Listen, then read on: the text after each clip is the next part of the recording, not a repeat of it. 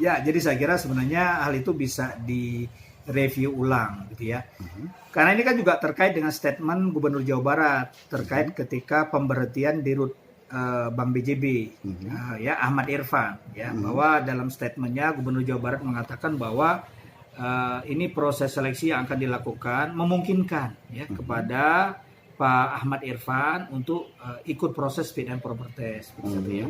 Yang kedua menurut saya secara etis bahwa ya memang hal-hal yang membatasi semacam itu harusnya dihilangkan gitu ya. Artinya bahwa kita memberikan kesempatan seluas-luasnya ya, tentu dengan komitmen rencana baru yang kemudian juga target-target yang baru yang akan disusun oleh Gubernur Jawa Barat dan juga pemegang saham yang lain gitu ya.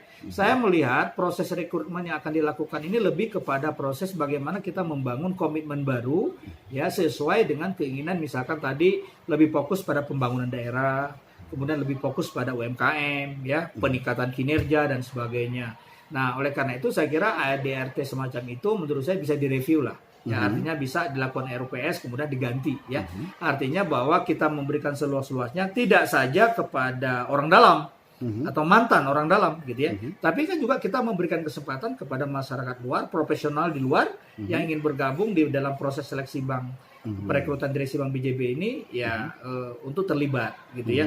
Jadi menurut saya itu hanya saluran, dan yang paling penting bahwa nanti proses seleksi yang ada di dalam itu betul-betul memang harus independen.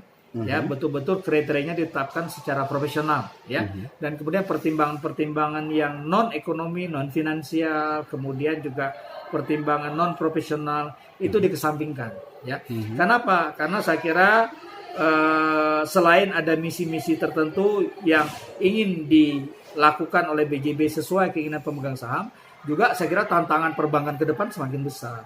Oleh karena itu menghadapi tantangan secara regional, tantangan secara nasional, kita perlu orang-orang yang mumpuni ya, yang profesional, kompetensinya jelas, jam terbangnya jelas, track recordnya jelas, kemudian mampu menyelesaikan ya permasalahan-permasalahan yang ada di Bank BJB saat ini, misalkan terkait tadi dengan ya tingginya kredit macet untuk sektor UMKM ya.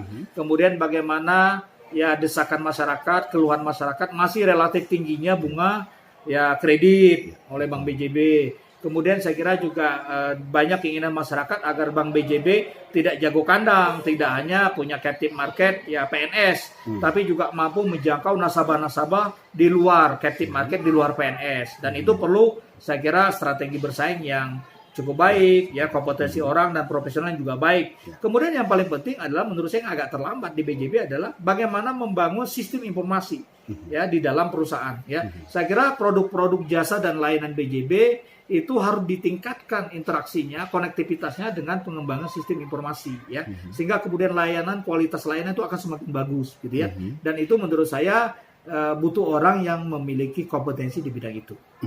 Pak, kalau dari sisi artinya dari sisi kinerja BJB mengalami penurunan atau stagnan atau mengalami peningkatan? Kalau kita lihat dari indikator keuangan ya ada peningkatan ya. Misalkan saya bilang tadi, misalkan terkait dengan laba ya mengalami kenaikan gitu. Kemudian juga dari indikator yang lain seperti return on asset begitu ya, kemudian loan to deposit ratio dan sebagainya ada perbaikan. Tetapi kan kita tidak hanya bersandarkan kepada indikator-indikator makro perbankan ya. Artinya bahwa kita juga harus melihat bahwa ya aspek-aspek mikro di dalam perusahaan itu juga perlu dioptimalkan gitu ya. Ya mungkin saja saya kira kinerja itu baik karena memang ya perhatian pemerintah daerah ya, keberpihakan pemerintah daerah terhadap Bank BJB itu sangat besar gitu ya. Nah, lain ceritanya kalau kemudian Bank BJB saya kira dituntut untuk bersaing secara penuh di pasar begitu ya. Nah, tentu saya kira banyak hal harus dilakukan. Pada satu sisi kalau ditanya apakah kinerjanya membaik, turun atau stagnan, saya kira ada perubahan lah. Ada perubahan ke arah yang lebih baik gitu ya. Nah, tetapi itu tidak memuaskan kita gitu ya. Artinya bahwa kita ingin Bank BJB yang mudah menjadi bank publik ya, itu bisa lebih bisa lebih maju lah ke depan ya. Dan kita lihat dari beberapa kasus belakangan misalkan terkait dengan pembelian kantor pusat di Jakarta yang bermasalah ya. Kemudian kasus-kasus kredit fiktif misalkan terkait dengan anak perusahaan yang terjadi di BJB Syariah ya, dan lain-lain, kasus kredit macet di Sukabumi dan sebagainya gitu ya. Nah, itu saya kira adalah beban-beban masa lalu yang harus dikelola, artinya diselesaikan oleh direksi-direksi yang nanti terpilih ya, sehingga kemudian kinerja Bank BJB ini betul-betul memang bisa menjawab tuntutan pasar, tuntutan pemerintah, tuntutan pemegang saham dan tuntutan masyarakat. Oke, kasih. Ya.